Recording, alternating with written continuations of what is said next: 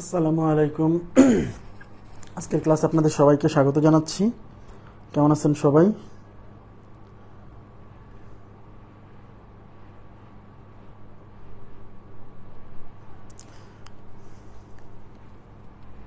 আচ্ছা, আজকে আমরা বিন্যাস সমাবেশের শেষ ক্লাস করব। হ্যাঁ, বিন্যাস সমাবেশ টপিকটা আজকে শেষ হবে। খুবই গুরুত্বপূর্ণ একটা টপিক, কারণ এখান থেকে বিসিএস প্রিলিমিনারি পরীক্ষায় একটা প্রশ্ন আসবেই, মাস্ট। প্রিলিতেও একটা আসে, লিখিততেও সাধারণত একটা প্রশ্ন এখান থেকে হয় 5 মার্কসের। খুবই গুরুত্বপূর্ণ একটা চ্যাপ্টার। তো আমাদের 12টা ক্লাস হলো মোট, আজকে 12তম ক্লাস, শেষ ক্লাস। তো আজকের ক্লাসে আমি আপনাদেরকে দুইটা নিয়ম শেখাবো। একটা হচ্ছে সার্কুলার পারমুটেশন, আর একটা হচ্ছে select at least one object. এই দুইটা জিনিস। হ্যাঁ, তার মধ্যে সার্কুলার পারমুটেশন থেকে পরীক্ষায় প্রশ্ন আসতে পারে। আচ্ছা, এর আগে আমাদের 2-3টা অঙ্ক করে নিতে হবে, যেগুলো আমরা গত ক্লাসে করাতে পারিনি। ওকে, দেখেন প্রথমে 178 নাম্বার কোশ্চেনটা সলভ করব। এই কোশ্চেনটাও খুবই গুরুত্বপূর্ণ এবং এই কোশ্চেনে একটা ফাঁদ আছে, ট্র্যাপ আছে। হ্যাঁ, অনেকে এই ট্র্যাপে পা দিবে ভুল করে। কি বলছে দেখেন, এখানে বলছে যে 7টি ব্যঞ্জন বর্ণ, দেখেন 7টি ব্যঞ্জন বর্ণ ও 3টি স্বরবর্ণ হতে কয়টি ভিন্ন ভিন্ন শব্দ গঠন করা যাবে। শব্দ গঠন মানে কিন্তু বিন্যাস। শব্দ গঠন মানে কি? শব্দ গঠন মানে কিন্তু বিন্যাস। ঠিক আছে, শব্দ গঠন করা যাবে যেখানে 3টি ব্যঞ্জন বর্ণ ও 2টি স্বরবর্ণ থাকবে। তার মানে হচ্ছে আপনার কাছে মোট 7টা ব্যঞ্জন বর্ণ আছে আর 3টা স্বরবর্ণ আছে।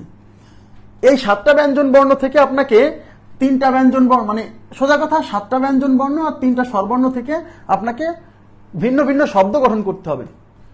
শব্দ গঠন করতে হবে যে শব্দগুলোর মধ্যে 3টি থাকবে ব্যঞ্জন বর্ণ, 2টি থাকবে স্বরবর্ণ। এরকম কতগুলো শব্দ গঠন করা সম্ভব?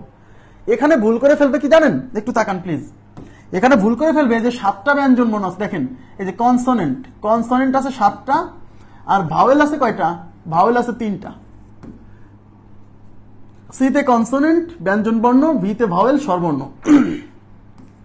এই 7টা কনসোনেন্ট বা ব্যঞ্জন বর্ণ থেকে নিবে 3টা।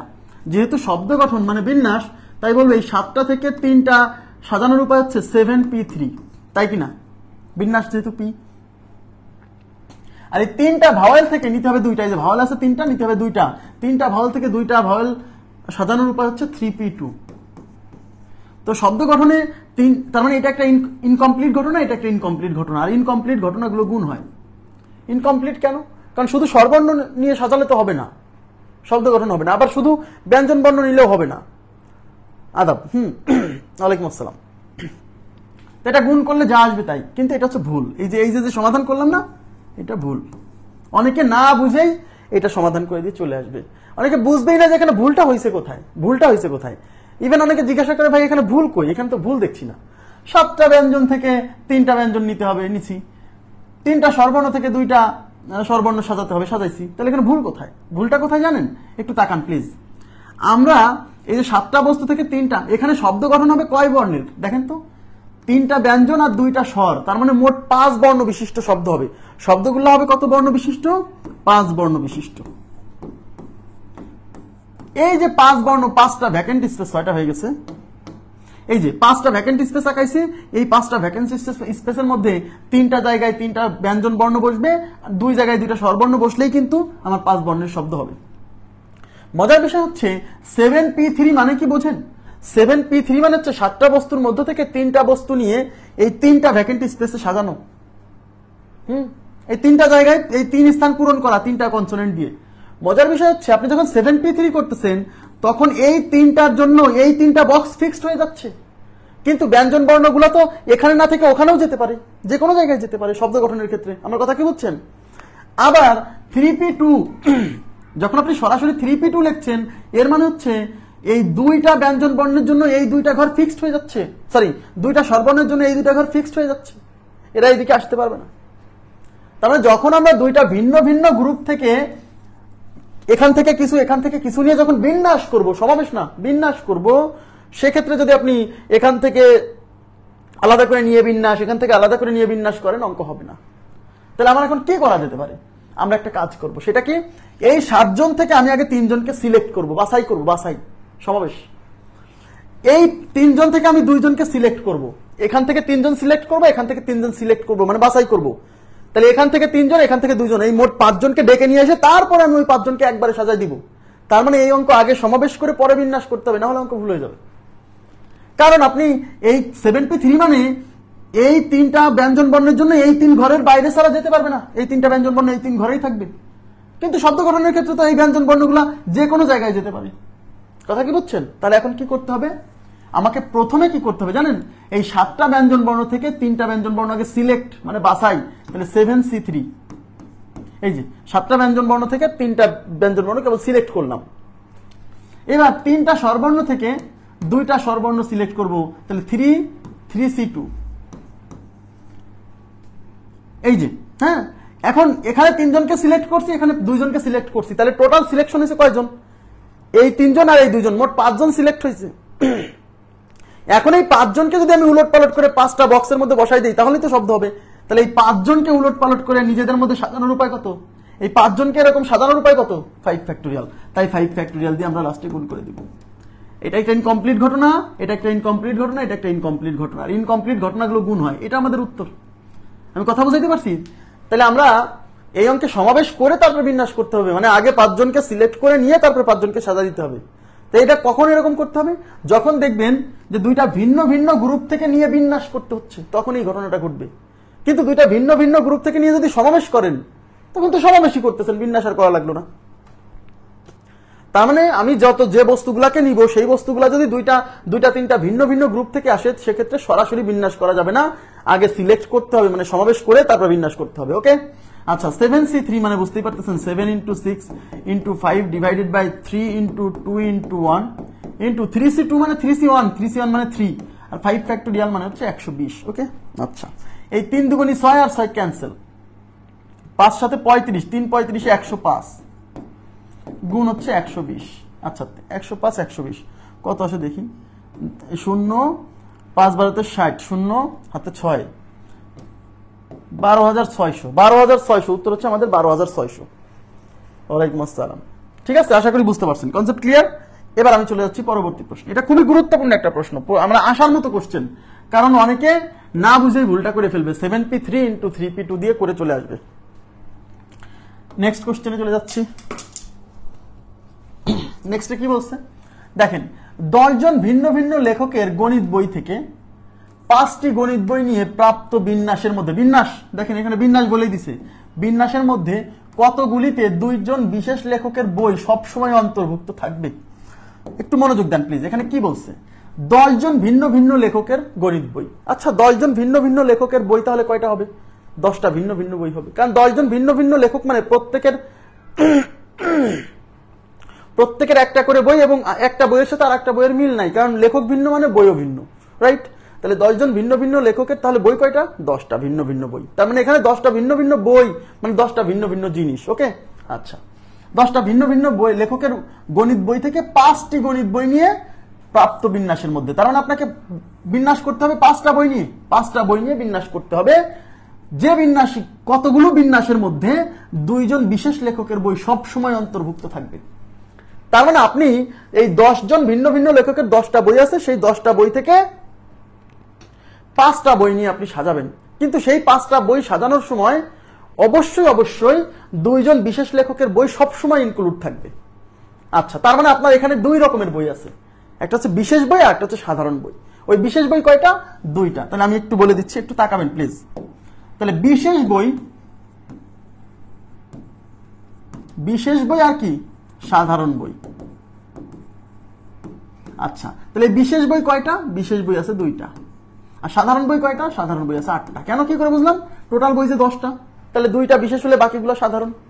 এখন কি করতে বলছে বলেন তো, আমাকে বলছে এই 10 জন ভিন্ন ভিন্ন লেখকের যে 10টা বই আছে, এই 10টা বইয়ের মধ্যে থেকে 5টা বই নিয়ে বিন্যাস করতে হবে।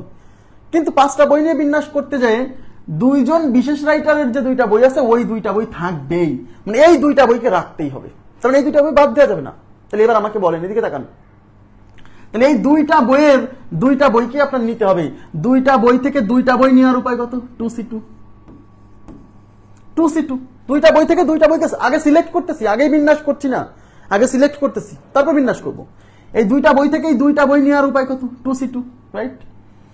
আর এই 8টা বই থেকে তাহলে আমার মোট বই লাগবে 5টা, তার মধ্যে এই 2টা বইয়ের 2টাকে রাখতেই হবে বলে দিচ্ছে, হ্যাঁ। আর এই 8টা বই থেকে আমার নিতে হবে তাহলে কয়টা, বাকি 3টা। তাহলে তো 5টা হয়ে যাবে। তাহলে এই 8টা বই থেকে আমার 3টা সিলেক্ট করার উপায় কত? 8C3। কেবল সিলেক্ট করছি, এখানে 2টা সিলেক্ট করছি, এখানে 3টা সিলেক্ট করছি, মোট 5টা সিলেক্ট করছি। এবার যেহেতু বিন্যাস বলছে এই 5টাকে সিলেক্ট করা হয়েছে, এখন এই 5টাকে আমার অ্যারেঞ্জ করতে হবে, মানে সাজাই দিতে হবে। আর 5টা বইকে সাজানোর উপায় 5 ফ্যাক্টোরিয়াল, তাই 5 ফ্যাক্টোরিয়াল দিয়ে গুণ। ক্লিয়ার? যেহেতু এটা একটা ইনকমপ্লিট ঘটনা, এটা একটা ইনকমপ্লিট ঘটনা। কেন? কারণ আমাকে তো শুধু এই 2টা বই সিলেক্ট করলে হবে না, ঘটনা কমপ্লিট হবে না। আবার শুধু এই 3টা বই সিলেক্ট করলে ঘটনা কমপ্লিট হবে না। তার মানে এগুলো একটা ইনকমপ্লিট ঘটনা, আর ইনকমপ্লিট ঘটনাগুলো গুণ হয়। 2C2 মানে হচ্ছে 1 ইন্টু 8C3 মানে বুঝতেই পারতেছেন 8 into 7 into 6 divided by 3 into 2 into 1, আর 5 ফ্যাক্টোরিয়াল মানে হচ্ছে 120। ওকে, এই 3 দুগুণী 6 দিয়ে 3 দুগুণী 6 কাটা, 27 56 ইন্টু হচ্ছে 120, শূন্য বসে গেল। 6 বারোতে 72, 2 হাতে 7, 5 বারোতে 60, আর 7 হচ্ছে 67, 6720। তাহলে আমাদের উত্তর হচ্ছে 6720। খুবই সিম্পল বাট ইম্পর্টেন্ট। ওকে, শোনেন, এই টাইপের কোশ্চেন যখন আপনাকে বিন্যাস করতে বলবে কিন্তু একাধিক গ্রুপের মধ্য থেকে নিয়ে, তখন আপনি আগে সিলেক্ট করবেন, সরাসরি বিন্যাসে যাবেন না, আগে সিলেক্ট করবেন, তারপরে টোটাল বস্তুগুলোকে অ্যারেঞ্জ করে দিবেন। গত ক্লাসে আমাকে একটু ফারজানা রুবি আর হচ্ছে রাজু আহমেদ, তারপরে রাজিয়া পারভিন রুমি, আমাকে একটু বলেন তো, মানে 100 আমাদের গত যে ক্লাসটা ছিল 146 146, ওই 146 এর যে অঙ্কগুলো করাইছি ওগুলো কি মানে বুঝতে পারছেন, মানে করা যাচ্ছে নাকি প্রবলেম হচ্ছে? যদি প্রবলেম হয় তাহলে মানে আসলে বিষয়টা হচ্ছে ওখানে কিছু জিনিস স্কিপ করে করানো হয়েছে, তো মানে যেগুলো লিখিত পরীক্ষার জন্য গুরুত্বপূর্ণ, এই জন্য বোঝাতে যায় হয়তো একটু ঝামেলা হতে পারে। আমি তাহলে আপনাদেরকে একটা ভিডিও দিব যেখানে ওইগুলো আরো সহজভাবে এক্সপ্লেইন করা আছে। আর যদি মনে করেন যে না ঠিক আছে ভাই কোনো সমস্যা নাই, তাহলে প্রবলেম নেই। মানে গত 146 নাম্বার ক্লাসে যেগুলো করাইছে, যে আমেরিকা, তারপর থিসিস, হ্যাঁ, ওইগুলা কোশ্চেনে কোনো সমস্যা হয়েছে আপনারা তো ক্লাস করছিলেন, বা বুঝতে কোনো অসুবিধা হয়েছে? প্লিজ কাইন্ডলি রেসপন্স করবেন। নেক্সট কোশ্চেনে চলে যাচ্ছি 180 নাম্বার। কি বলছে দেখেন, 180 নম্বরে বলছে 10টি বস্তুর মধ্য থেকে প্রতিবারে 5টি বস্তু নিয়ে গঠিত কতগুলি বিন্যাসের মধ্যে 2টি বিশেষ বস্তু সর্বদা অন্তর্ভুক্ত থাকবে?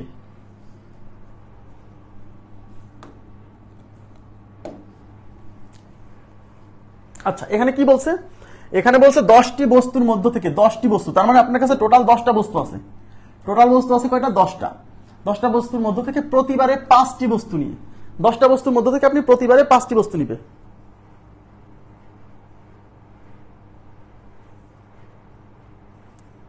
আচ্ছা, বুঝতে পারছেন, থ্যাংক ইউ ভেরি মাচ। মানে ওই অঙ্কগুলো না, মানে আরো সহজভাবে এক্সপ্লেইন করা, মানে একটু লিখিত টাইপের কোশ্চেনগুলো নিয়ে যদি আলোচনা করতাম তাহলে হতো, কিন্তু এখন তো টাইম নাই। আমার কথা কি বুঝছেন? কিন্তু ওইগুলো আমি অত জটিল করে পড়াই না, কিন্তু আমার কাছে মনে হয়েছে যে আমি জটিল করে পড়াইছি, মানে মনে হয়েছে আর কি, এই জন্য আপনাদেরকে জিজ্ঞাসা করলাম। 10টি বস্তুর মধ্য থেকে প্রতিবারে 5টি বস্তু নিয়ে গঠিত কতগুলি বিন্যাসের মধ্যে 2টি বিশেষ বস্তু সর্বদা অন্তর্ভুক্ত থাকবে? তার মানে বুঝতেই পারছেন যে টোটাল বস্তু 10টা। এই 10টা বস্তুর মধ্যে 2 ক্যাটাগরির বস্তু আছে, বিশেষ বস্তু আর সাধারণ বস্তু। আচ্ছা, তাহলে বিশেষ বস্তু কয়টা? বিশেষ কয়টা? বিশেষ হলো 2টা, বিশেষ হচ্ছে 2টা। তাহলে 10টার মধ্যে বিশেষ 2টা হলে সাধারণ কয়টা? সাধারণ কয়টা? 8টা সাধারণ, 8টা সাধারণ।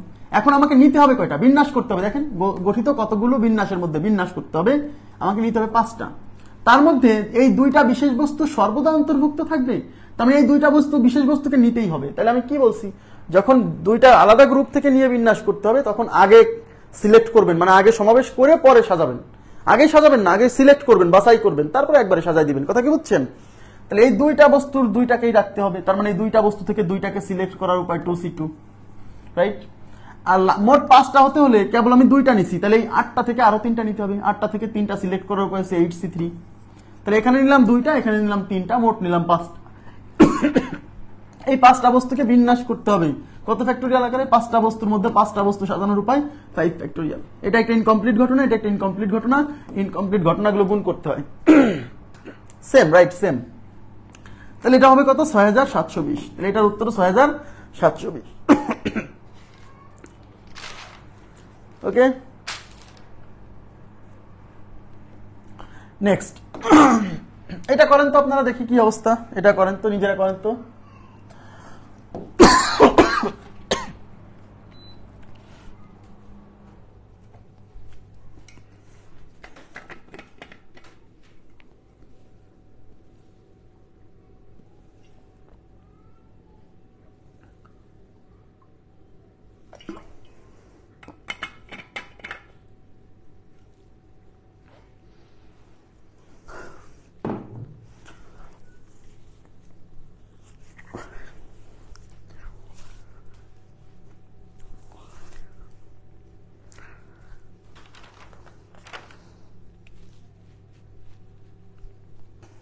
এটা কত আসছে? কি বলছে দেখেন তো, 10টি বস্তুর মধ্য থেকে প্রতিবারে 5টি বস্তু নিয়ে গঠিত কতগুলি বিন্যাসের মধ্যে 2টি বিশেষ বস্তু সর্বদা অন্তর্ভুক্ত থাকবে না। দেখেন 10টি বস্তুর মধ্য থেকে প্রতিবারে 5টি করে বস্তু নিয়ে গঠিত কতগুলি বিন্যাসের মধ্যে 2টি বিশেষ বস্তু সর্বদা অন্তর্ভুক্ত থাকবে না। দেখেন আচ্ছা, তাহলে এখন 10টা বস্তু, টোটাল বস্তু 10টা, এর মধ্যে থেকে আমাকে নিতে হবে 5টা, কিন্তু এই 10টা বস্তুর মধ্যে 2টা বিশেষ বস্তু আছে যাদেরকে রাখা যাবে না। তার মানে 2টা বিশেষ, 2টা, তাহলে বিশেষ কয়টা? বিশেষ হলো 2টা। আর সাধারণ কয়টা? সাধারণ 8টা, কারণ টোটাল 10টা, 10টার মধ্যে 2টা বিশেষ হলে বাকি 8টা সাধারণ। এই 2টা বস্তুর একটাকে নেওয়া যাবে না, তার মানে এবার এই 2টাকে বাদ রেখেই আমাকে সিলেক্ট করতে হবে। তার মানে এই 2টা যেহেতু বাদ যাবে, তার মানে আমাকে এই 8টা থেকে এখন আমাকে 5টা সিলেক্ট করলেই হয়ে যাবে। তাহলে 8টা থেকে 5টা সরাসরি সাজাতে পারেন। এবার কিন্তু আপনি 2টা গ্রুপ থেকে নিচ্ছেন না, যে আগে সাজাবেন, আগে সমাবেশ করবেন, পরে বিন্যাস করবেন, আগে সিলেক্ট করবেন, পরে বিন্যাস করবেন, না করলেও হবে। সরাসরি আপনি এই 8টা থেকে 5টা বিন্যাস, যেহেতু বলছে 8টা থেকে 5টা নিয়ে বিন্যাস 8p5, এটা করলেও হবে। অথবা যদি মনে করেন যে না, আমি প্রথমে 8টা থেকে 5টাকে সিলেক্ট করে নিব, মানে 8c5, তাহলে 5 জনকে সাজাই দিব 5 ফ্যাক্টোরিয়াল আকারে, কোনো সমস্যা নেই। কারণ আমরা জানি যে ncr into r factorial is equal two npr, জানি কিনা? আচ্ছা, তো এটা করলেও হবে। অথবা আপনি সরাসরি 8p5 করলেও হবে, 8p5। তাহলে 8p5 মানে 8 into 7 into 6 into 5 into 4। আচ্ছা, 4 5 20, 3 20 60, 60 আর হচ্ছে 27 56। তো এখানে শূন্য বসলো, 6 6 36 6, হাতে হচ্ছে 1, 5 30 আর 1 4 5 20, 3 6 20 120, সরি ভুল হয়েছে, 4 5 20, 6 20 120, এটা হলো 120, আর এটা হচ্ছে 27 56। এখানে শূন্য, 6 12 72 2, হাতে হচ্ছে 7, 5 12 60 7 67, 6720, 6720। জি, ওকে। এবার আমরা চলে যাচ্ছি পরবর্তী প্রশ্নে। আচ্ছা, এখন আমরা একটা টপিক করব, সেই টপিকের নাম হচ্ছে select at least one object. আপনি একটু প্লিজ কাইন্ডলি এই টপিকটা লিখে নেবেন। এটা করতেছে হচ্ছে সিলেক্ট, এই টপিকের নাম হচ্ছে select at least one object. Select at least one object. এখন যে টাইপটা করবো, এই টাইপের নাম হচ্ছে select at least one object. আচ্ছা, অ্যাট লিস্ট শব্দের অর্থ কি? অ্যাট লিস্ট মানে হচ্ছে কমপক্ষে, সিলেক্ট মানে হচ্ছে বাছাই করা, বুঝছেন? সিলেক্ট মানে সিলেকশন মানে বাছাই, মানে সমাবেশের কথা বলছি, combination. Select at least one object. One object, object মানে হচ্ছে বস্তু, অন্তত একটি বস্তু সিলেক্ট করা। কমপক্ষে একটি বস্তু সিলেক্ট করা, মানে এখন যে অঙ্কগুলো করবো সেটা হচ্ছে কমপক্ষে একটি বস্তু সিলেক্ট করা। আমি একটা অঙ্ক শুধু একটু বেসিক কনসেপ্টটুকু বুঝাবো, তারপরে বাকিগুলা কিভাবে দ্রুত সমাধান করা যায় সেটা দেখা দিচ্ছি। দেখেন, অন্তত একটি বস্তু বা কমপক্ষে একটি বস্তু সিলেক্ট করা বা বাছাই করা, এই অঙ্কগুলা। দেখেন এখানে একটা কোশ্চেন আমি দিয়ে দিচ্ছি, দেখেন কি বলছে। কোশ্চেনে বলছে যে একটি ঝুড়িতে 5টি ভিন্ন ধরনের ফল আছে। একটি ঝুড়িতে 5টি ভিন্ন রকমের ফল আছে। একজন লোক কতভাবে অন্তত একটি ফল, দেখেন এই কথাটা লেখা থাকবে, এই যে অন্তত একটি ফল বাছাই করতে পারবেন। দেখেন, অন্তত একটি ফল বাছাই করবেন, বা অন্তত একটি ফল নিতে পারবেন, বা অন্তত একটি ফল খেতে পারবেন, একই কথা। মানে প্রশ্নটা বিভিন্ন ভাবে আসতে পারে। একজন লোক অন্তত একটি ফল বাছাই করতে পারবেন কতভাবে, এই যে কতভাবে, মানে অন্তত একটি ফল বাছাই করার কতগুলো ওয়ে আছে। বা অন্তত একটি ফল নিতে পারবেন, বা অন্তত একটি ফল খেতে পারবেন। হ্যাঁ, তো একটা ঝুড়ি, দেখেন একটা ফলের ঝুড়ি আছে, আমি একটু দেখাচ্ছি। আচ্ছা, ঝুড়ি না দিয়ে আমি একটা টেবিল, মনে করেন একটা টেবিলের উপরে, এই যে এটা টেবিলের উপরে সারফেস, এর উপরে ম্যাঙ্গো আছে, 5টা ভিন্ন ধরনের ফল। এই দেখেন 5টি বিভিন্ন ধরনের ফল। তাহলে মনে করেন যে 5টা, একটা আছে ম্যাঙ্গো আছে একটা ঝুড়িতে, এদিকে তাকান, ঝুড়ির মধ্যে একটা ম্যাঙ্গো আছে, 5টি ভিন্ন ধরনের ফল, মানে একটা ম্যাঙ্গো, তারপর হচ্ছে একটা অরেঞ্জ আছে, তারপর হচ্ছে একটা ব্যানানা আছে, তারপরে মনে করেন যে একটা স্ট্রবেরি আছে, তারপরে মনে করেন যে একটা পেয়ারা আছে, গভা। এই যে একটা টেবিলের উপর 5টা ভিন্ন ধরনের ফল আছে। এখন বলছে যে একজন লোক এখান থেকে কতভাবে অন্তত একটি ফল বাছাই করতে পারে বা খেতে পারে, মানে সে অন্তত একটা ফল এখান থেকে নিতে পারে, মানে মিনিমাম একটা ফল নিবে। আচ্ছা অন্তত একটি ফল নিতে পারে এর মানে কি দুইটা নেওয়া যাবে না? একটু তাকান এদিকে প্লিজ, সেন্স অ্যাপ্লাই করেন। অন্তত একটি ফল নিতে পারে মানে কি দুইটা নিতে পারবে না, হ্যাঁ তিনটা নিতে পারবে না, চারটা নিতে পারবে না, পাঁচটাও নিতে পারবে। তাহলে অন্তত একটি ফল মানে হচ্ছে একটা তো নিতে পারবে, সে চাইলে দুইটা তিনটা চারটা পাঁচটা নিতে পারবে, মানে মিনিমাম একটা থেকে শুরু করে সর্বোচ্চ যতগুলো ফল আছে সে ততগুলো ফল নিতে পারবে, সবগুলো নিতে পারবে, পাঁচটাও নিতে পারবে, রাইট? তাহলে আমি যদি বলি যে এই পাঁচটা ফল থেকে, তাহলে সে দেখেন কেস ওয়ান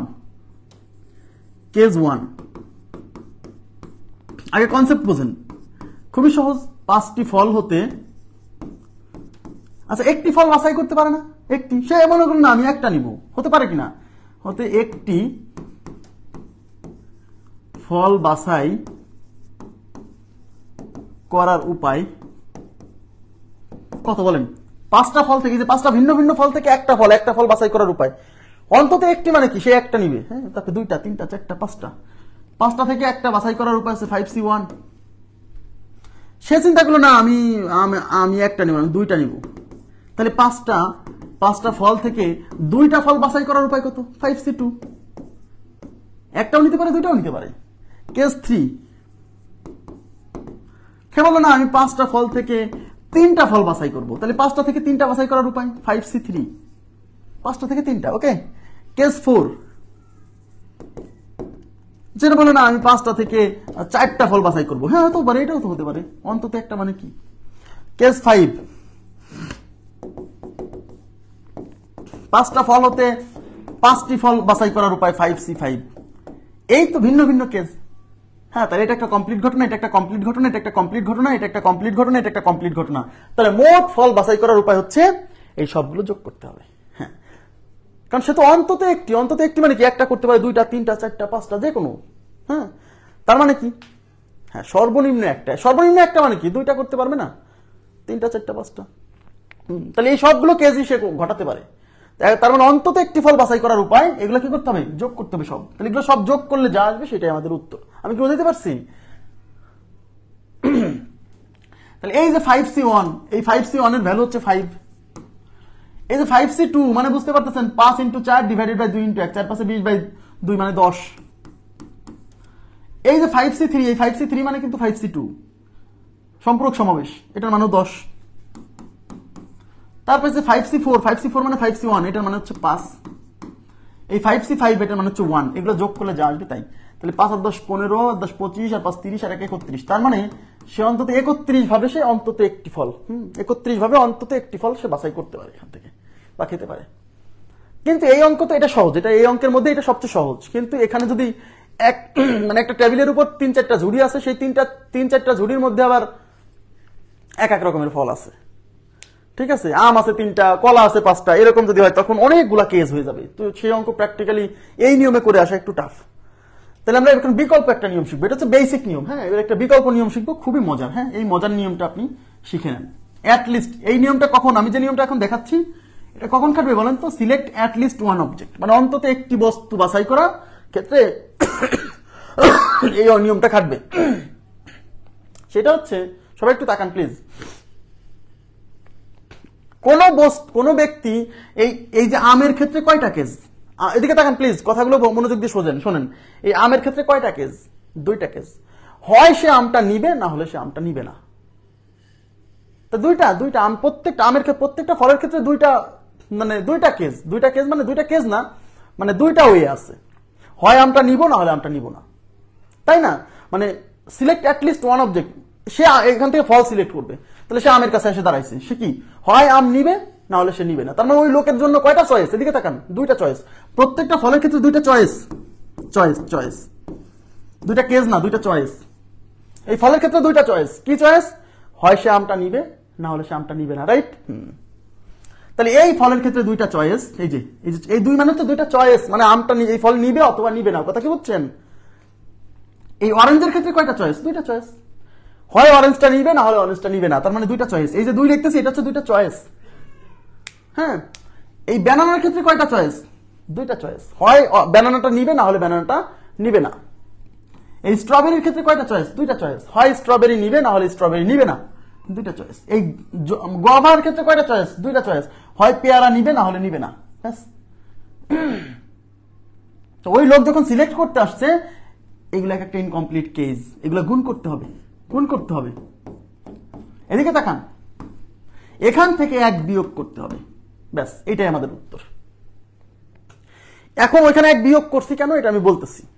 দেখেন প্রত্যেকটা কেজে, এই ক্ষেত্রে প্রত্যেকটা জায়গায় কিন্তু 2টা চয়েস ছিল, হয় এই ফলটা সিলেক্ট করবে, না হলে সিলেক্ট করবে না। এমন যদি হতো যে আমটাও নিল না, অরেঞ্জটাও নিল না, ব্যানানাও নিল না, স্ট্রবেরিও নিল না, পেয়ারাও নিল না, তাহলে কি সে কোনো ফল এখান থেকে নিত না।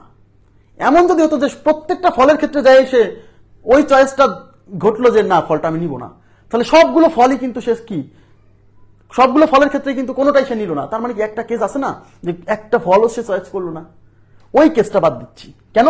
কারণ তাকে তো বলা হয়েছে অন্তত একটি ফল বাছাই করতে হবে। তার মানে সে এখান থেকে সবগুলো ফলের কোনোটাই নিবে না, এর মধ্যে ওই কেসটাও আছে, কিন্তু ওই কেসটা তো ঘটানো যাবে না, কারণ অঙ্কে বলা আছে অন্তত একটি ফল কতভাবে বাছাই করতে পারে। এই জন্য ওই যে এটা বিয়োগ করছি কোনটা জানেন, যে সবগুলো ফল, মানে এই ফলও নিল না, এই ফলও নিল না, এই ফলও নিল না, এইটাও নিল না, এটাও নিল না, সবার ক্ষেত্রে যদি ওইটা ঘটে যায়, সব ফলের ক্ষেত্রে যদি ওইটা ঘটে যায়, তার মানে কি সে তো একটা ফলও নিল না, কিন্তু অঙ্কে তো বলা আছে অন্তত একটি ফল বাছাই করতে হবে, তাই ওই লাস্টে 1 বিয়োগ করছি। ক্লিয়ার? আচ্ছা, এবার এগুলো গুণ করেন, 1 2 3 4 5, তার মানে 2 to the power 5 minus 1, 2 to the power 5 মানে 32 মাইনাস 1 ইজ ইকুয়াল টু 31। এই সিলেক্ট অ্যাটলিস্ট ওয়ান অবজেক্টের যে টাইপটা, এই টাইপটা আপনি এই সূত্র দিয়ে করবেন, খুব সহজে তাড়াতাড়ি হবে। আমার কথা কি বুঝছেন? ওকে, আচ্ছা এবার আমি চলে যাচ্ছি পরবর্তী প্রশ্নে। দেখেন এখানে কি বলছে,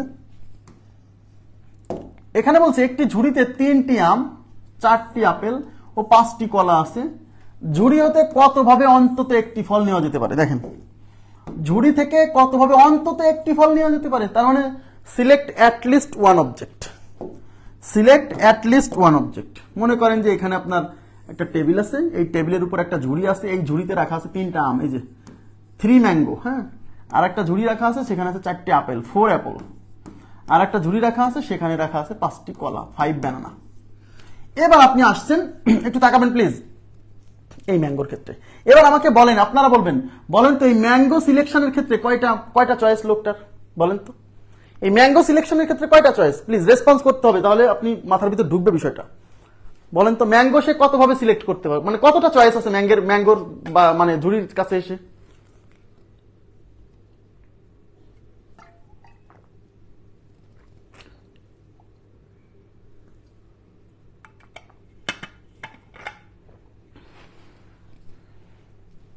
দুইটা, কি কি বলেন তো? ফারজানা রুবি 2টা, কি কি? রাজু আহমেদ 3টা, কি কি?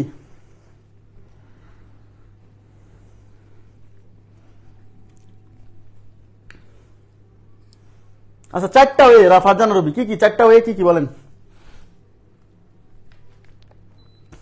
ফারজানা রুবি 4টা ওয়ে কি কি? 4টা ওয়ে না, 4টা চয়েস। সেই 4টা চয়েস কি কি? ইয়েস, এখানে এসে সে চিন্তা করলো যে আমি একটা আম নিব, এদিকে তাকান, এখান থেকে সে একটা আম নিতে পারে। এই ঝুড়ির মধ্যে কয়টা আম আছে? 3টা আম, তাহলে এখান থেকে সে একটা আম নিতে পারে, পারে না? পারে না? পারে। তো আম খেয়ে তার ভালো লাগছে, হতে পারে না এরকম? আম খেয়ে ভালো লাগছে, তাই চিন্তা করে না আমি 2টা আম নেই, 2টা আম নেই, হতে পারে কিনা? তাহলে এখান থেকে সে একটা আম নিতে পারে, এখান থেকে সে 2টা আম নিতে পারে। সেই আম এতই ভালো লাগছে যে না পুরো আমগুলো 3টা আমই নিয়ে যাবে। তার মানে এখান থেকে হয় সে একটা আম নিবে, না হলে 2টা আম নিবে, না হলে 3টা আম নিবে। এমন হতে পারে যে লোকটা আম খায় না, এরকম হতে পারে না? তখন না আমি তো আম খাই না, আম নেবই না। তার মানে এখানে এই ঝুড়ির জন্য 4টা চয়েস, 4টা চয়েস, হয় একটা আম নিবে, না হলে 2টা নিবে, না হলে 3টা নিবে, না হলে নিবেই না। 4টা চয়েস তো মাথায় রাখবেন। তাহলে এই ঝুড়ির ক্ষেত্রে 4টা আপেল আছে, তাহলে এই ঝুড়ির ক্ষেত্রে কয়টা চয়েস? হয় একটা আপেল নিবে, না হলে 2টা আপেল নিবে, না হলে 3টা আপেল নিবে, না হলে 4টা আপেল নিবে, নাহলে আপেল নিবেই না। তার মানে এই ঝুড়ির ক্ষেত্রে 5টা চয়েস। মনে রাখবেন কোন ঝুড়ির মধ্যে যতটা ফল থাকবে চয়েস হবে তার চেয়ে একটা বেশি। তাহলে এখানে 3টা ফল ছিল, 3টা আম ছিল, 3-এর চেয়ে 1 বেশি 4 চয়েস। এখানে 4টা আপেল ছিল, 4-এর চেয়ে 1 বেশি 5 চয়েস। এখানে 5টা ব্যানানা আছে, 5-এর চেয়ে 1 বেশি 6 চয়েস। কথা বুঝছেন? এগুলা গুণ করতে হবে, আর লাস্টে -1 করতে হবে। কেন? কারণ প্রত্যেকটা জায়গাতে কিন্তু একটা কেস আছে, একটা চয়েস আছে যে আম সে নিবে না, এটা সে নিবে না, এটা সে নিবে না। এমন ঘটনা যদি ঘটে যে কোনোটাই সে নিবে না, এরকম একটা কেসও কিন্তু এর মধ্যে আছে, যে কোনো ফলই সে চয়েস করে নাই, কিন্তু কোশ্চেনে বলা আছে অন্তত একটি ফল চয়েস করতে হবে। তার মানে ওই এক বিয়োগ করতেছে হচ্ছে এর মধ্যে একটা কেস আছে যে কেসটাতে বুঝাইছে যে কোনো ফলই সে চয়েস করে নাই, কিন্তু কোশ্চেনে তো আমার সে ওই কেসটা চাইনি, আমাকে বলছে অন্তত একটি ফল চয়েস করছে, এরকম কেসগুলা, তাহলে শুধু এক বিয়োগ করতেছি। ক্লিয়ার? ওকে, আচ্ছা, তাহলে 4 5 20, 6 20 120, 120 মাইনাস 1 119, তাহলে উত্তর হচ্ছে 119 ভাবে সে অন্তত একটি ফল চয়েস করতে পারে। খুবই সহজ, এই কনসেপ্টটা বুঝলে জিনিসটা খুবই সহজ। ওকে, ইয়েস, তাহলে আমি পরবর্তী কোশ্চেনে চলে যাচ্ছি। পরবর্তী প্রশ্নে আপনারা এটার উত্তর দিবেন। আচ্ছা, এটা আমি বলে দিচ্ছি, এটা আগে বুঝতে হবে। কি বলছে? এ রুম হ্যাজ 10 বাল্বস, একটা রুমে 10টা বাল্ব মানে বাতি 10 bulbs which can be switched on ইনডিপেন্ডেন্টলি। ইনডিপেন্ডেন্টলি মানে হচ্ছে মানে একটা সুইচের সাথে আর একটা সুইচের কোনো কানেকশন নাই, মানে একটা সুইচ চাপ দিলে সব বন্ধ হয়ে যাবে এরকম না। ইনডিপেন্ডেন্টলি মানে হচ্ছে 10টা ভিন্ন ভিন্ন সুইচ, মানে একটা লাইট জ্বালানোর উপর অন্য লাইটগুলো জ্বলবে না নিভবে এটা ডিপেন্ড করছে না, প্যারালাল কম্বিনেশন। ওকে, আচ্ছা, তাহলে এখন কি বলছে? In how many ways can the room be illuminated. Illuminated মানে হচ্ছে আলোকিত করা। হ্যাঁ, তার মানে হচ্ছে কতভাবে ওই রুমটা আলোকিত করা যাবে। এখন আমাকে বলতে পারেন ভাই আপনি এতক্ষণ পড়ালেন হচ্ছে সিলেক্ট অ্যাটলিস্ট ওয়ান অবজেক্ট, তো এই অঙ্কটা সিলেক্ট অ্যাটলিস্ট ওয়ান অবজেক্ট কিভাবে হয়? দেখেন, মনে করেন আপনার কাছে 10টা সুইচ আছে, একটা রুমের মধ্যে আছেন, এরকম 10টা সুইচ আছে, এরকম 10টা সুইচ আছে, বুঝছেন? এরকম 10টা সুইচ আছে। এখন অঙ্কে বলছে যে এই রুমটা, এটা একটা রুম, এটা একটা রুম, এখানে একটা বোর্ডে এরকম 10টা সুইচ আছে। এখন আমাকে বলেন এই রুমটা আলোকিত করতে পারেন আপনি কতভাবে? আপনি যদি এই সুইচটা অন করেন তাহলে কি এই রুমটা আলোকিত হবে না? হবে। আপনি এইটা অন করলেন, এইটা অন করলেন, দুইটাই অন করলেন, তাহলে কি রুমটা আলোকিত হবে না? হবে। আপনি যদি 3টা লাইট অন করেন তাহলেও কিন্তু রুমটা আলোকিত হবে। তার মানে আপনি যদি একটা লাইট, অন্তত একটা বাল্ব অন করেন তাহলে রুমটা আলোকিত হবে। তাহলে 10টা লাইট অন করলে কি আলোকিত হবে না? হবে না? হবে না? আপনি আমাকে বলেন তো। অবশ্যই হবে, অবশ্যই হবে। তার মানে অন্তত, মানে অঙ্কটা এরকম হওয়ার কথা ছিল যে অন্তত একটি লাইট অন করার যায় কতভাবে, অন্তত একটি লাইট।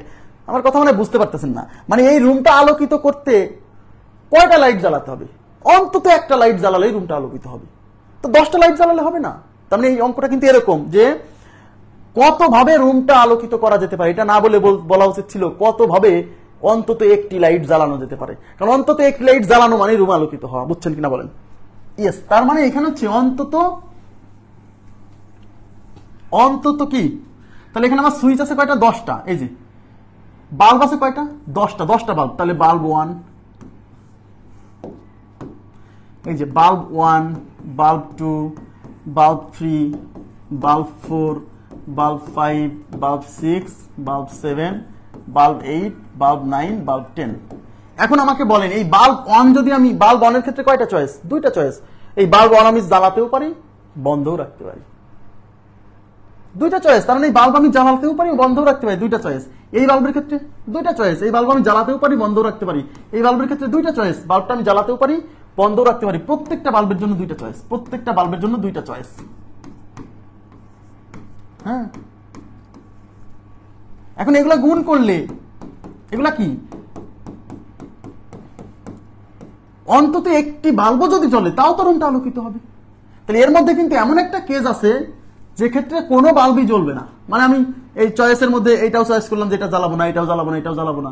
তাহলে এর মধ্যে একটা কেস আছে যখন কোনো বাল্বই জ্বলবে না, সেই কেসটা আমরা বিয়োগ করবো। কেন? কারণ যখন কোনো বাল্বই জ্বলবে না তখন কিন্তু রুমটা আলোকিত হবে না। তার মানে এখানে কয়টা 2 আছে? 10টা 2। তাহলে 2 টু দি পাওয়ার 10 মাইনাস 1, উত্তর হচ্ছে 2 to the power 10 minus 1, 2 to the power 10 minus 1। প্রত্যেকটা বাল্বের জন্য 2টা চয়েস।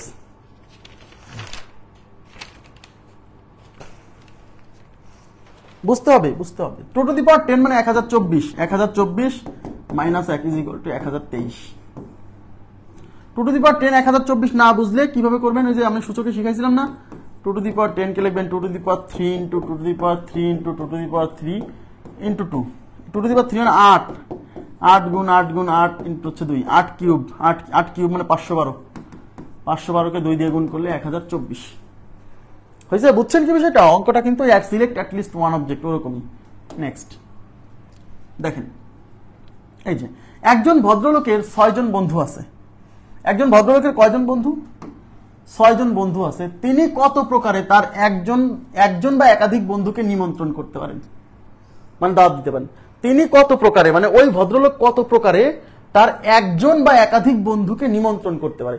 আচ্ছা, যার 6 জন লোক আছে, একজন বা একাধিক বন্ধুকে নিমন্ত্রণ করতে পারে, এটা না বলে যদি বলতো তিনি কতভাবে অন্তত একজন বন্ধুকে দাওয়াত দিতে পারে, একই কথা।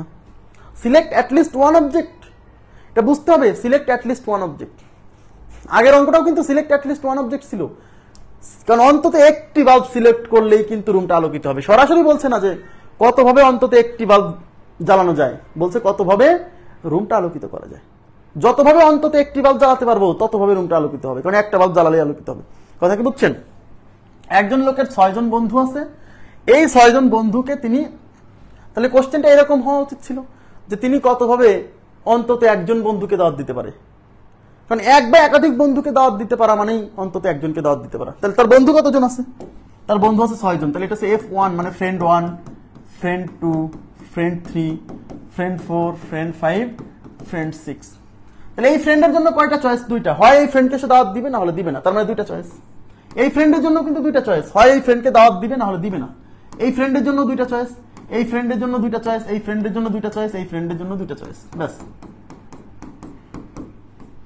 এক বিয়োগ করতে হবে, কারণ এই সবগুলোর মধ্যে একটা কেস আছে যে একে দাওয়াত দিবে না, একেও দাওয়াত দিবে না, একেও দাওয়াত দিবে না, একেও দাওয়াত দিবে না, একেও দাওয়াত দিবে না, একেও দাওয়াত দিবে না, মানে একটা কেস আছে যেখানে সবাই কাউকেই দাওয়াত দিবে না।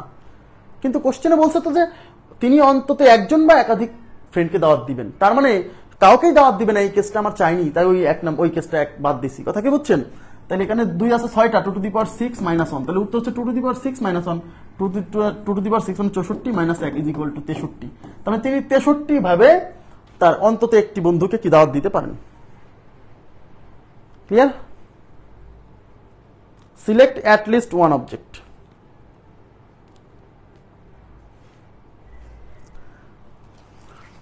আচ্ছা, নেক্সট এখানে কি আছে দেখেন,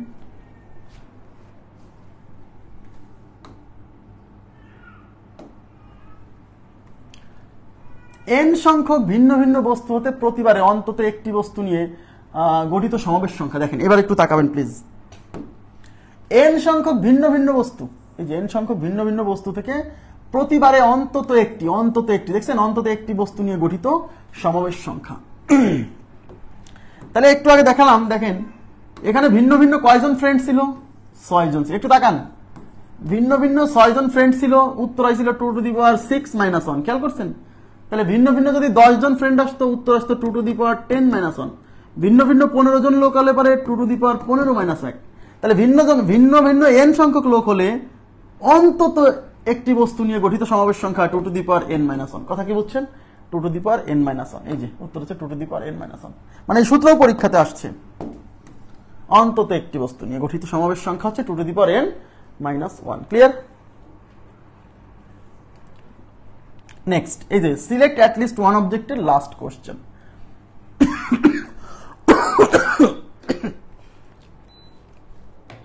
এটার উত্তর কত হবে বলেন তো দেখি? পানির বিরতি দিলাম।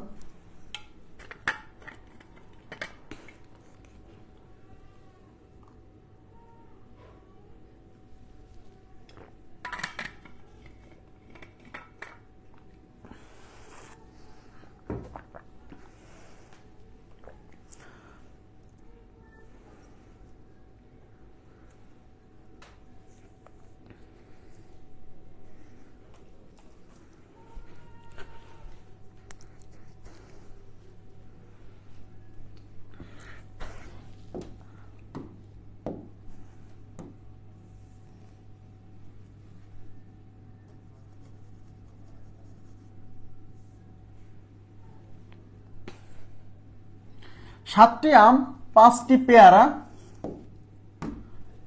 7টি আম, 5টি পেয়ারা এবং 3টি আপেল থেকে কমপক্ষে একটি ফল কত উপায়ে নেওয়া যাবে? তাহলে এখানে দেখেন, এখানে মনে করেন যে 3টা ঝুড়ি আছে, একটা ঝুড়ির মধ্যে আছে 7 ম্যাঙ্গোজ, আর একটা ঝুড়ির মধ্যে আছে হচ্ছে 5 গুয়াভা, আর একটা ঝুড়ির মধ্যে আছে 3টা আপেল। কমপক্ষে একটি ফল। তাহলে ম্যাঙ্গোর জন্য কয়টা চয়েস? আমি কি বলছিলাম, এখানে যতটা ফল থাকবে তার চেয়ে একটা বেশি চয়েস থাকবে, যতটা বস্তু থাকবে তার চেয়ে একটা বেশি চয়েস থাকবে। তাহলে 7টা ফলের জন্য 8টা চয়েস, রাইট? 7টা ফলের জন্য কয়টা চয়েস? 8টা চয়েস। 5টা ফলের জন্য 6টা চয়েস, 3টা ফলের জন্য 4টা চয়েস। গুণ করতে হবে আর 1 বিয়োগ করতে হবে, কারণ এর মধ্যে একটা কেস আছে যেখানে যে ক্ষেত্রে কোনো ফলই এখান থেকে সে চয়েস করবে না, কিন্তু অঙ্কে বলছে কমপক্ষে একটা ফল চয়েস করবে। তার মানে যে কেসের মধ্যে আছে যে একটা ফলও চয়েস করবে না, ওই কেসটা বাদ দিয়ে দিতে হবে। হ্যাঁ, তাহলে এখন কত হচ্ছে? 6 48, 48 গুণ 4, 48 গুণ 4 মাইনাস 1, 4 32, 4 4 16 আর 3 19 মাইনাস 1, 191। তার মানে এরকম 191 ভাবে সে অন্তত একটি ফল চয়েস করতে পারে। ঠিক আছে, আচ্ছা এবার আমরা চলে যাচ্ছি, এবার হচ্ছে সার্কুলার পারমুটেশন। সার্কুলার পারমুটেশন খুবই গুরুত্বপূর্ণ, মানে আসার মতো একটা টপিক, যদিও এখন পর্যন্ত আসে নাই। সার্কুলার পারমুটেশন, চক্রাকার বিন্যাস।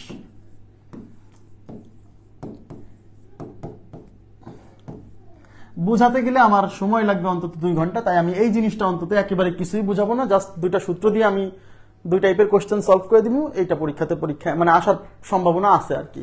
হ্যাঁ, তো আমি জাস্ট সূত্র লিখে আমি অঙ্কগুলো করাই দিচ্ছি, কারণ এটা বোঝাতে গেলে আমার অন্তত 2 ঘন্টার একটা ক্লাস লাগবে, সেই সময়টা এখন নাই। আপনাদেরকে আমি আগেই বলছি যে আমি লিখিত যে জায়গাটা মানে ক্লাস করাইছি সেখানে এগুলোর এক্সপ্লেনেশন পাবেন, সমস্যা নেই। তাহলে সার্কুলার পারমুটেশন, চক্রাকার বিন্যাস।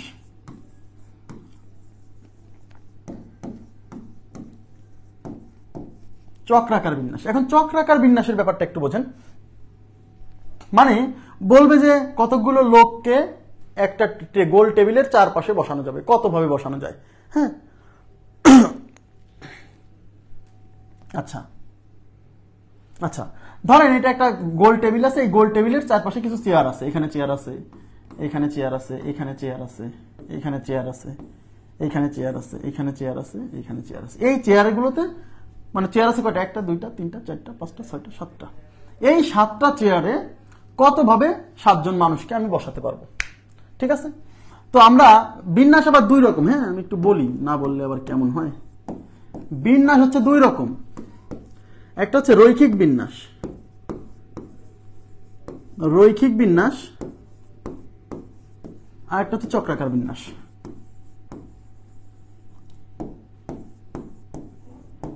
এই রৈখিক বিন্যাস এতক্ষণ আমরা করছি, বুঝছেন? এতদিন পর্যন্ত যে বিন্যাসের যে অঙ্কগুলো করছি,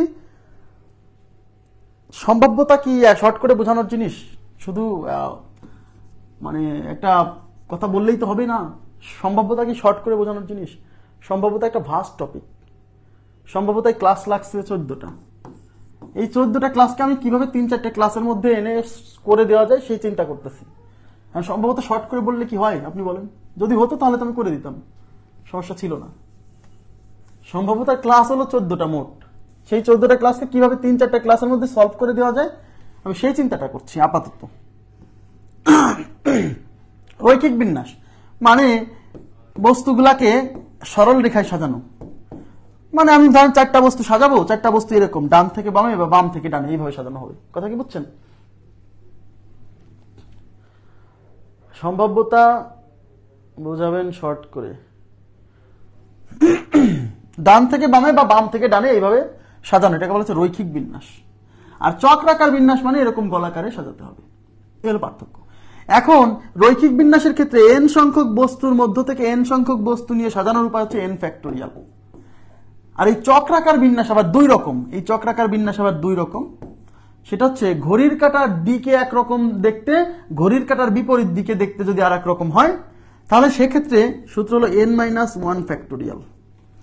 আর যদি এমন হয় যে ঘড়ির কাঁটার দিকে যেরকম দেখা যায় ঘড়ির কাঁটার বিপরীত দিকেও দেখতে সেরকম দেখা যায়, তাহলে অর্ধেক হবে, মানে 1-1 factorial divided by 2।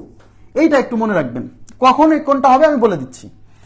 n-1 factorial তার মানে হচ্ছে চক্রাকার বিন্যাসের ক্ষেত্রে যখন কোন একটা গোল টেবিলের চারপাশ দিয়ে বা গোলাকারে দাঁড়াবে, বৃত্তাকারে দাঁড়াবে, তখন এই চারপাশ দিয়ে সাজানোর উপায় হচ্ছে n-1 ফ্যাক্টোরিয়াল। n হচ্ছে যত সংখ্যক বস্তুকে এর চারপাশ দিয়ে সাজাবেন। ঠিক আছে, এই 1 কেন বিয়োগ করা হয় আপাতত প্রশ্ন করেন না, কারণ এখন এটা এক্সপ্লেইন করতে, ওই বললাম না 2 ঘন্টার একটা ক্লাস হলে এটা করতাম। আপাতত শুধু এই সূত্রটা দিয়ে একটু অঙ্কগুলো করেন। হ্যাঁ, দেখেন এখানে আছে, আর এটা কখনো আমি বলে দিব, অনেক সময় বলে না নেকলেস বানানোর অঙ্কের ক্ষেত্রে, নেকলেস বা হার এগুলো বানানোর অঙ্কের ক্ষেত্রে n-1 ফ্যাক্টোরিয়াল ডিভাইডেড বাই 2, কারণ নেকলেস বা হারের ক্ষেত্রে মানে ঘড়ির কাঁটার দিকে গেলে যেরকম দেখা যায়, ঘড়ির কাঁটার বিপরীত দিকে গেলেও সেরকমই দেখা যায়, আলাদা দেখা যায় না। এই জন্য উল্টালে মানে এইভাবে দেখলে যেরকম পাচ্ছেন এটাকে উল্টালেও সেরকমই দেখা যাবে, এই জন্য 2 দিয়ে ভাগ, অর্ধেক সংখ্যক বিন্যাস হয়। আর গোল টেবিলের চারদিকে যদি লোক দাঁড় করা দেন বা বৃত্তাকারে যদি লোকজন দাঁড় করা দেন, সেক্ষেত্রে ঘড়ির কাঁটার দিকে দেখলে একরকম দেখাবে, বিপরীত দিক দেখলে আর এক রকম দেখাবে, সেক্ষেত্রে n-1 ফ্যাক্টোরিয়াল। ক্লিয়ার? দেখেন তাহলে যখন বলবে যে কোন গোল টেবিলের চারপাশ দিয়ে কিছু লোককে বসাবে বা কিছু লোক বৃত্তাকারে দাঁড়াবে, বৃত্তাকারে দাঁড়ানো মানেই তো এরকম গোল টেবিলের চারপাশ দিয়ে বসা, বুঝতে পারছেন? সেক্ষেত্রে সূত্র হলো n-1 ফ্যাক্টোরিয়াল। আর যখন বলবে একটা নেকলেস বানাবে, কিছু পুঁথি আছে না, পুঁথি বা পাথর, স্টোন, মানে পুঁথি, নেকলেস বানাতে কি লাগে? আপনারা দেখছেন না যে বিভিন্ন পাথর দিয়ে হার বানায়, হার, নেকলেস মানে হার। হ্যাঁ, ওই পাথরগুলোকে বলে বিডস, ইংরেজিতে বলে বিডস বা পুঁথি, মেয়েরা বুঝবে ভালো। ওই পুঁথিগুলো সুতার মধ্যে দিয়ে গাঁথে, সুতার মধ্যে দিয়ে পুঁথিগুলো বসায় বা পাথরগুলো দিয়ে দিয়ে নেকলেস বানায়, হার বানায়। ওই হার বানানোর ক্ষেত্রে কতভাবে ওই নেকলেসগুলো উলট পালট করে সাজানো যায় সেটাও অঙ্কে আছে। সেক্ষেত্রে হবে n-1 ফ্যাক্টোরিয়াল ডিভাইডেড বাই 2। আর গোল টেবিলের চারপাশ দিয়ে যখন লোকজন বসবে, সেক্ষেত্রে কতভাবে বসতে পারে এরকম উলট পালট হয়ে n-1 ফ্যাক্টোরিয়াল। n হচ্ছে যত সংখ্যক লোক। এখানে কি বলছে? 5 জন ব্যক্তি একটি গোল টেবিলের চারপাশে কত প্রকারে বসতে পারে। তাহলে টোটাল ব্যক্তি কয়জন? 5 জন, তার মানে n এর মান 5। এই 5 জন ব্যক্তি একটি গোল টেবিলের চারপাশে বসবে, মানে এটা চক্রাকার বিন্যাস। এই গোল টেবিলের চারপাশে বসবে, কত প্রকারে বসতে পারে। তাহলে আমি কি বলছি? গোল টেবিলের চারপাশে বসা বা বৃত্তাকারে দাঁড়ানো, এর ক্ষেত্রে সূত্র হচ্ছে n-1 ফ্যাক্টোরিয়াল। n হচ্ছে যতজন লোক বসবে, তাহলে n কত? 5। তাহলে 5, তাহলে সূত্র হলো n-1 ফ্যাক্টোরিয়াল, n এর মান হচ্ছে 5, তাহলে 5 - 1 ফ্যাক্টোরিয়াল, 5 - 1 মানে 4, 4 ফ্যাক্টোরিয়াল, 4 ফ্যাক্টোরিয়াল মানে 24। তার মানে উত্তর হচ্ছে 24 ভাবে বসতে পারে, 24 ভাবে বসতে পারে। ঠিক আছে, আচ্ছা এবার দেখেন নেক্সট কি বলছে। 8 জন মেয়ে বৃত্তাকারে নাচবে।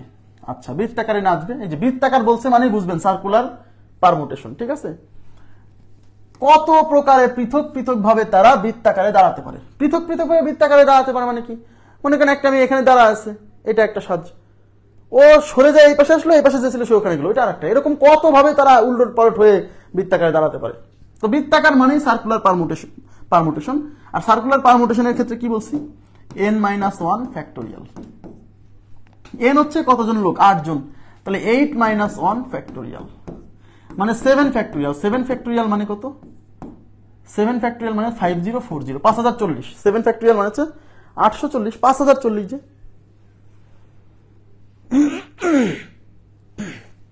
7 ফ্যাক্টোরিয়াল মানে হচ্ছে 5040, 5040। ওকে,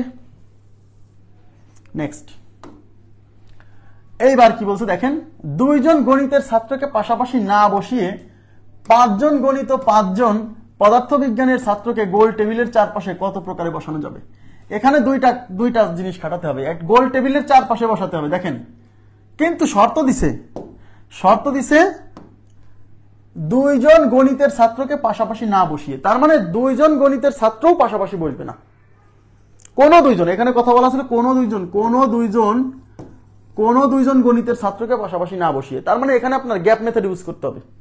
কারণ গ্যাপ মেথড মনে আছে, প্রথমে যাদের উপর রেস্ট্রিকশন নাই তাদেরকে সাজাই দিয়ে তাদের ফাঁকে ফাঁকে বসাতে হবে যাদের উপর রেস্ট্রিকশন দেওয়া, বুঝতে পারছেন? তাহলে 2 জন গণিতের ছাত্রও বসবে না পাশাপাশি। তার মানে ম্যাথ আছে হচ্ছে 5 জন, ম্যাথ 5, আর ফিজিক্সও 5 জন। আচ্ছা, তাহলে গণিতের ছাত্ররা যদি পাশাপাশি না বসে, প্রথমে আমাকে কি করতে হবে? পদার্থবিজ্ঞানের 5 জন আছে, এদেরকে আগে বসাতে হবে। তাহলে এটা হচ্ছে P1, এটা হচ্ছে P2, মানে এদেরকে বসাচ্ছি, এটা হচ্ছে P3,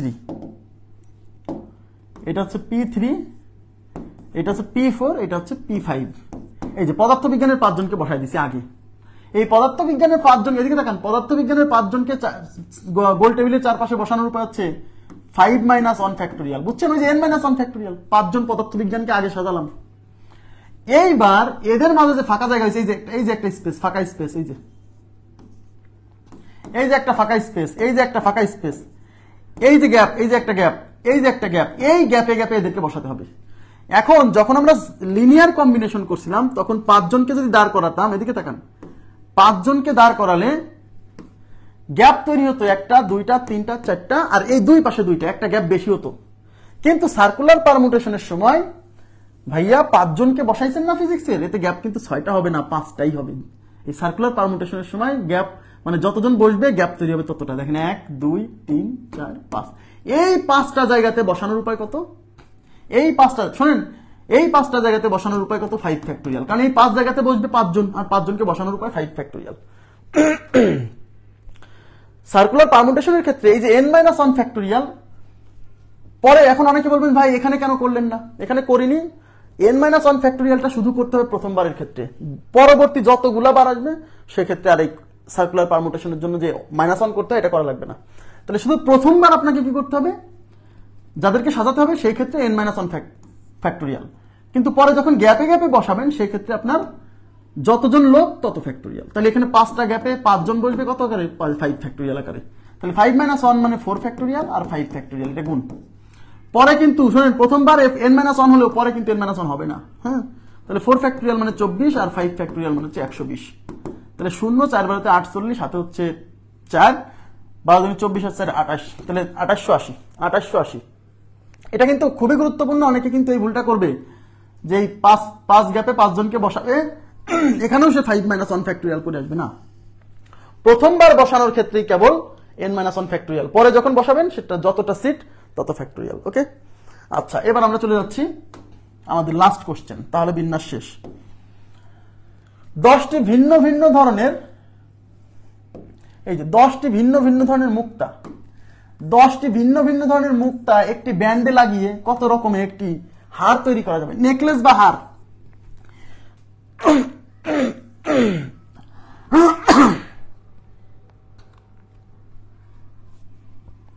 নেকলেস বা হার তৈরির সময়, নেকলেস বা হার তৈরির ক্ষেত্রে সূত্র হলো n-1 ফ্যাক্টোরিয়াল ডিভাইডেড বাই 2। এটাও কিন্তু চক্রাকার বিন্যাস, কারণ নেকলেস বা হার যখন হবে তখন তো বৃত্তাকার হবে না? এটাও চক্রাকার বিন্যাস, বাট এটাকে উল্টালে পারেও একই জিনিস দেখা যায়, তাই অর্ধেক সংখ্যক বিন্যাস হয়। হ্যাঁ, মানে ঘড়ি কাটার দিকে যেরকম দেখা যায়, ঘড়ি কাটার বিপরীত দিকেও সেরকমই দেখা যায়। এই জন্য এই জিনিসটা মোট বিন্যাসের অর্ধেক হয়, কারণ ঘড়ি কাটার দিক দিয়ে যেরকম দেখতেছেন বিপরীত দিয়ে তো সেটাই দেখতেছেন, তাই টোটাল বিন্যাস যা তাকে 2 দিয়ে হয়। তাহলে n হচ্ছে মুক্তার সংখ্যা, কয়টা? 10টা। তাহলে 10 - 1 ফ্যাক্টোরিয়াল ডিভাইডেড বাই 2, 10 - 1 মানে 9, তাহলে 9 ফ্যাক্টোরিয়াল ডিভাইডেড বাই 2। তাহলে মনে রাখবেন নেকলেস বা হার তৈরির ক্ষেত্রে n-1 ফ্যাক্টোরিয়াল ডিভাইডেড বাই 2। তো 9 ফ্যাক্টোরিয়াল, তাহলে 9 ফ্যাক্টর 9 × 8 × 7, 8 × 7 × 6 ফ্যাক্টোরিয়াল, আর নিচে হচ্ছে 2, এই 2 দিয়ে এটা 4 বার যাবে। দেখেন 4 9 36 × 7, 36 গুণ হচ্ছে 7, গুণটা একটু বড় হয়ে যাচ্ছে। হ্যাঁ, অপশনে এরকমও থাকতে পারে, গুণটা করা যাবে, সমস্যা নেই, গুণটা করা যাবে না তা না। আচ্ছা দেখি একটু, এই 6 ফ্যাক্টোরিয়াল এটা মানে কত আছে, এগুলো রেখে দেন। এই 6 ফ্যাক্টোরিয়াল মানে 720, 6 ফ্যাক্টোরিয়াল মানে হচ্ছে 720, এটা মানে 720। হ্যাঁ, এই 720কে প্রথমে 7 দিয়ে গুণ করেন, এই 7 দিয়ে প্রথমে গুণ করেন। 0 7 দুগুণী 14 4, 7 7 49 হচ্ছে 50। আচ্ছা, এটা দিয়ে গুণ করা হয়ে গেছে, এবার 4 দিয়ে করেন। 0 4 4 16, হাতে 1, 4 0 তে 0, 1 বসে গেল, 4 5 20। এবার 9 দিয়ে গুণ করেন, ব্যাস। 0 6 9 54, হাতে হচ্ছে 5, 9 9 আর 5 14, হাতে হচ্ছে 1 1, আর হচ্ছে 9 2 18, 18 1 4 4 0। দেখি মিলছে কিনা, হয়ে গেল। হ্যাঁ, 18 1 4 4 0। হ্যাঁ, তো আমি আবার বলছি, শুধু এই চক্রাকার বিন্যাসের এই ব্যাপারটা একটু মনে রাখেন আপাতত, ক্লাস যখন করবেন আবার তখন এটা ক্লিয়ার হবে, সমস্যা নেই। যখন মানুষকে রাউন্ড টেবিলের চারপাশে বসাবে তখন n-1 ফ্যাক্টোরিয়াল। ওকে, আর যখন মুক্তা বানানো হবে তখন মালা বানানো হবে বা হার তৈরি করা হবে মুক্তা দিয়ে বা পুঁথি দিয়ে, সেক্ষেত্রে n-1 ফ্যাক্টোরিয়াল ডিভাইডেড বাই 2, অর্ধেক সংখ্যক বিন্যাস। মানে ঘড়ির কাটার দিকে যেরকম দেখা যায় বিপরীত দিকে সেরকম দেখা যায়, তাই বিন্যাস মনে হয় যে যা হয়েছে তার অর্ধেক, মানে যত সাজাইছেন তার অর্ধেক সংখ্যক কাউন্ট করতে হয়, কারণ দুই দুই দুই ডিরেকশনেই সেম জিনিস দেখা যায়। হ্যাঁ, তাই 2 দিয়ে ভাগ করতে হচ্ছে। তো আজকের মতো এই পর্যন্তই রাখবো।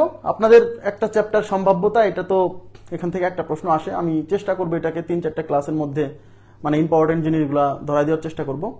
আর জটিল সংখ্যা আর স্থানাঙ্ক জ্যামিতি এই জিনিসটুকু পরীক্ষায় মাঝে মাঝে প্রশ্ন যেহেতু দিচ্ছে, এই জিনিসটুকু আমার কাছে অনেকে দাবি করছিল, এটা করে দেওয়ার চেষ্টা করবো, সমস্যা নাই। তো আপনাদেরকে যা পড়াইছি একটু বারবার রিভিশন দেন। আর মানসিক দক্ষতার ব্যাপারে অনেকে আমার কাছে জানতে চান, আমি বলি মানসিক দক্ষতায় আমি যে ক্লাস করাইছি এর বাইরে কিছুই পড়া লাগবে না। আর বিগত সালের লিখিত পরীক্ষা এবং এমসিকিউ পরীক্ষায় মানে প্রিলিমিনারি পরীক্ষায় যত মানসিক দক্ষতা থেকে প্রশ্ন আসছে, বিগত সালের সব প্রশ্ন আর আমার ক্লাস, এর বাইরে কিছুই পড়তে হবে না, এটুকু পড়লেই হবে।